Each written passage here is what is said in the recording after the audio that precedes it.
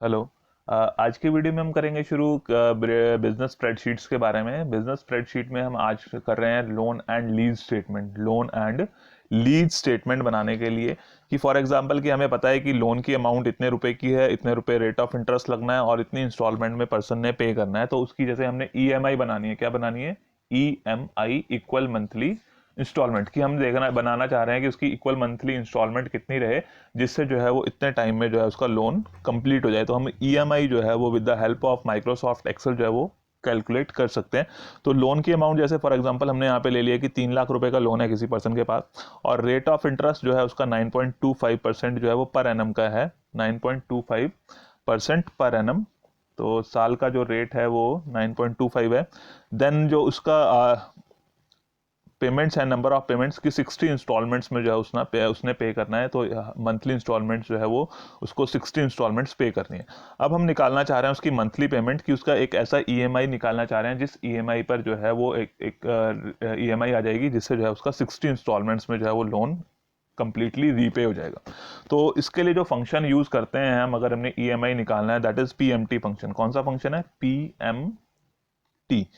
Function का नाम है PMT, calculates the payment for a loan based on constant payments and a constant interest rate. तो ये PMT function तभी आप इस्तेमाल कर सकते हैं जब आपको पता है कि लोन जो है वो एक लोन अमाउंट के लिए निकालना है आपने, और उसमें जो है वो पेमेंट्स भी कांस्टेंट रहेंगी और जो है वो एक इंटरेस्ट कांस्टेंट इंटरेस्ट रेट से जो है उसको हम निकाल सकते हैं।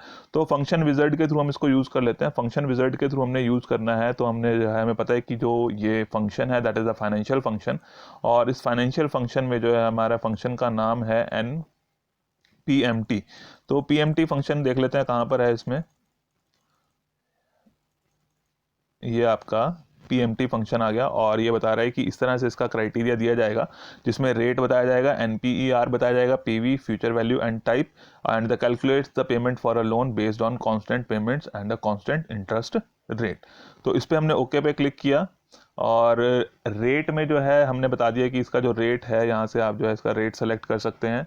रेट सेलेक्ट करने के लिए क्या है आपका, ये पर एनम की रेट है, बट अभी हम जो है वो इक्वली मंथली इंस्टॉलमेंट्स निकालेंगे तो उसको जो है वो मंथली रेट में कन्वर्ट करना है, और ये हमने डेसिमल पॉइंट्स में लेना है तो उसको जो है वो 100 से फिर से डिवाइड करना है। चल गया पता आपको कि रेट कैसे लेनी है आपने, कि जो आपकी रेट है वो पर एनम की रेट दी हुई थी, पर एनम को हमने 12 से डिवाइड किया, मंथली रेट में कन्वर्ट हो गया, और 100 से डिवाइड किया तो वो डेसिमल पॉइंट्स में आ गया। देन उसके बाद जो है वो एनपीईआर क्या कह रहा है, is the total number of payments for the loan. Total number of payments कितनी करनी है? 60 करनी है। इस सेल पे सेलेक्ट किया, सेल का एड्रेस यहाँ पर आ गया। अगर आपको सेल का एड्रेस पता है तो आप जो है सेल का एड्रेस टाइप कर सकते हैं। देन प्रेजेंट वैल्यू का मतलब है कि जो है उसमें कितना उसका अमाउंट जो है वो लोन उसमें लिया गया है। तो लोन कितना लिया गया है उसमें? 3 लाख का लोन लिया गया, वो यहाँ पे दिखा दिया हमने, यहाँ पे लिख सकते हैं। और ये ऑप्शनल आइटम्स हैं कि फ्यूचर वैल्यू का मतलब होता है कि जो है कैश बैलेंस की, अगर आप चाहते हैं कि एट लास्ट फाइनली जो है वो पेमेंट्स के बाद इतना बैलेंस उसमें बचे, तो वो बैलेंस आप यहाँ पे मेंशन कर सकते हैं कि कितना फ्यूचर वैल्यू उसकी रहेगी, कितना बैलेंस लास्ट में बचेगा, तो वो आप यहाँ पे लिख सकते हैं। बट अगर आप नहीं लिखेंगे तो by default it will be taken as 0। तो हमने यहाँ पर जो है इसको ओके कर देना है। इसके बाद ओके करेंगे तो यहाँ पर जो है उसकी इक्वली मंथली इंस्टॉलमेंट जो है वो बनकर आ गई है। और ये इंस्टॉलमेंट के आगे आप देख रहे होंगे कि जो साइन है वो नेगेटिव का साइन है, तो नेगेटिव में आती है ये अमाउंट जो आप मंथली इंस्टॉलमेंट निकालेंगे, it will be in negative terms की, माइनस में आएगी कि इतनी इंस्टॉलमेंट उसको पे करनी है। तो अगर जो है वो 6263.97 पैसा जो है वो अगर पर्सन जो है वो इक्वली मंथली इंस्टॉलमेंट के रूप में जो है वो 60 इंस्टॉलमेंट्स पे करेगा, तो उसका 3 लाख का जो लोन उसने 9.25% पर एनम पे लिया हुआ है वो उसका रीपे हो जाएगा। अब इसी को जो है हम इस ईएमआई के लिए एक स्टेटमेंट बनाते हैं जिससे हमारे को स्टेटमेंट बनाने का भी पता चल जाएगा, और दूसरी तरफ ये क्लियर हो जाएगा कि अगर पर्सन ने इतनी इंस्टॉलमेंट दिया तो उसका इतनी अमाउंट का लोन रीपे हो जाएगा। तो अभी हमने जो है इसके लिए एक स्टेटमेंट इस तरह से बना ली है जिसमें हमने लिखा है कि पेमेंट्स के लिए जो है, जैसे मैंने आपको इसको हम पूरा को डिलीट करते हैं, जैसे हमने पहले वीडियो में आपको बताया था, उसको यूज़ करते हुए उसकी 60 इंस्टॉलमेंट्स यहाँ पे हम फिल करेंगे कि कैसे हम इसको 60 पे क्लिक करेंगे। तो हमने फॉर एग्जांपल यहाँ पे 1 लिखा, 60 इंस्टॉलमेंट्स पे करनी है, फर्स्ट पेमेंट है उसकी।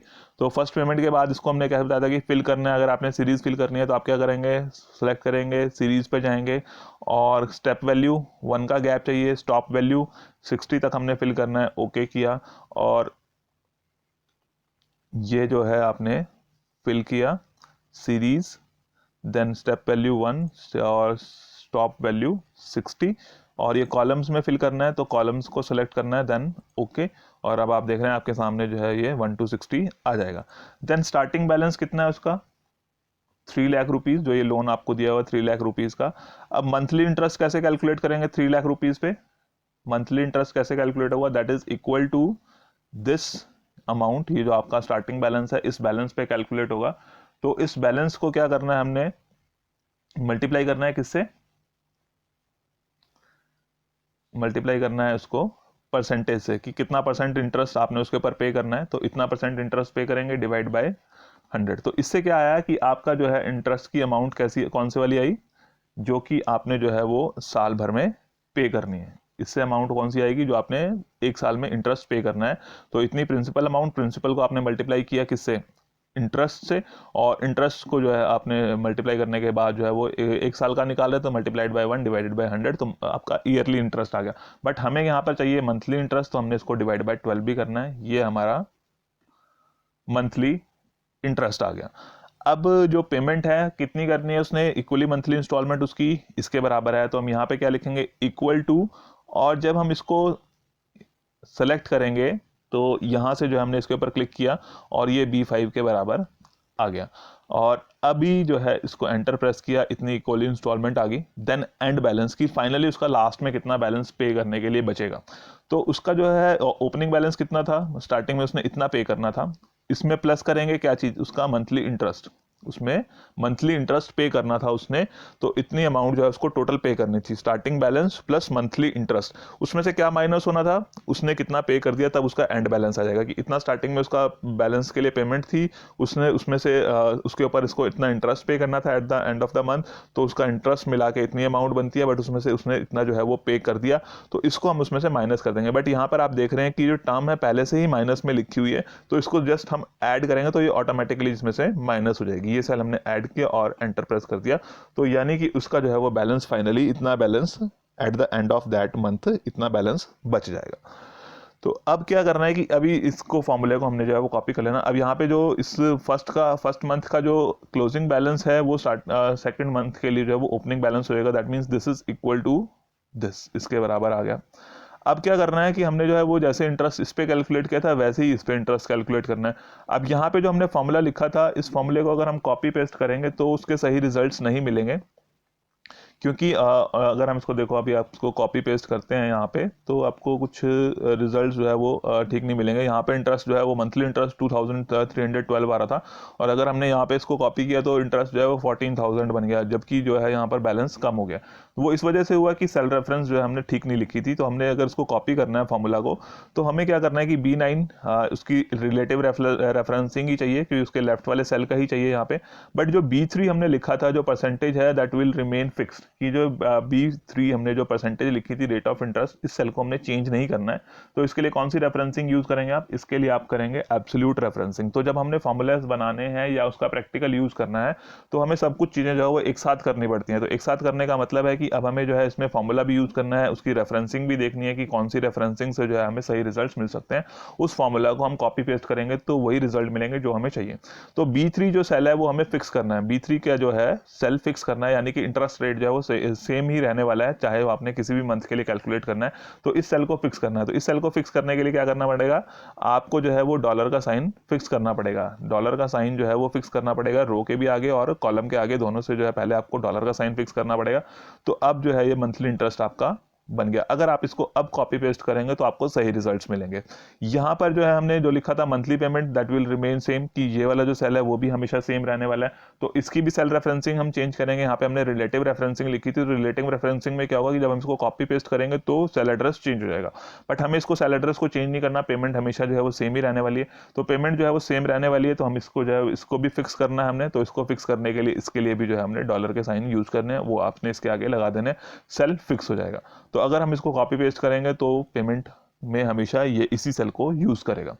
जहाँ पर अब इस वाले फॉर्मूले में क्या था कि हमें जो है वो कुछ जगह पर रिलेटिव चाहिए थी, तो रिलेटिव रेफरेंसिंग में हमने डॉलर्स नहीं यूज़ किए, यहाँ पर जो है वो एब्सोल्यूट रेफरेंसिंग चाहिए थी, तो हमने जो है वो इसको फिक्स रखना था और ये मूव करता रहेगा, स्टार्टिंग बैलेंस जो है वो चेंज होता रहेगा, तो रिलेटिवली उसको चेंज करना है, तो यहाँ पर इसको हमने मूविंग रख दिया और इसको जो है वो फिक्स्ड कर दिया।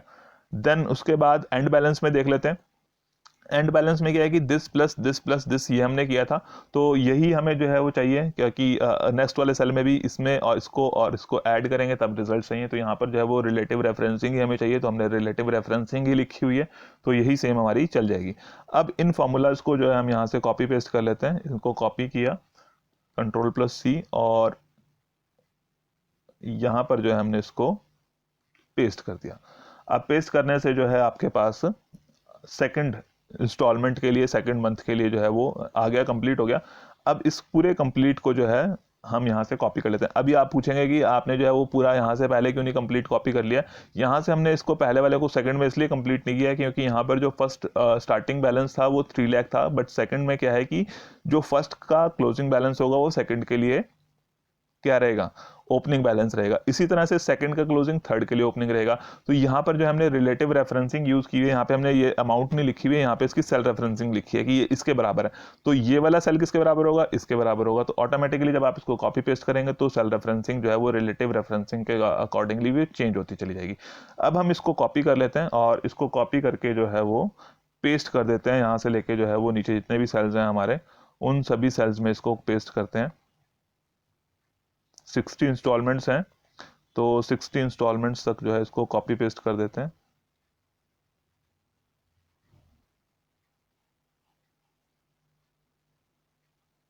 इसको हमने पेस्ट कर दिया, तो अब ये जो है एक शीट हमारे पास बनके तैयार हो गई है। और अगर हम इसमें चेक करते हैं कि लास्ट में at the end of the 60th installment कितना बैलेंस बचता है, तो अगर आप देख रहे होंगे तो यहाँ पे स्क्रीन पे आपको दिखाई दे रहा है कि 60th इंस्टॉलमेंट के एंड में जो बैलेंस है दैट इज नील, वो जीरो बैलेंस जो है यहाँ पर उसका आ गया है।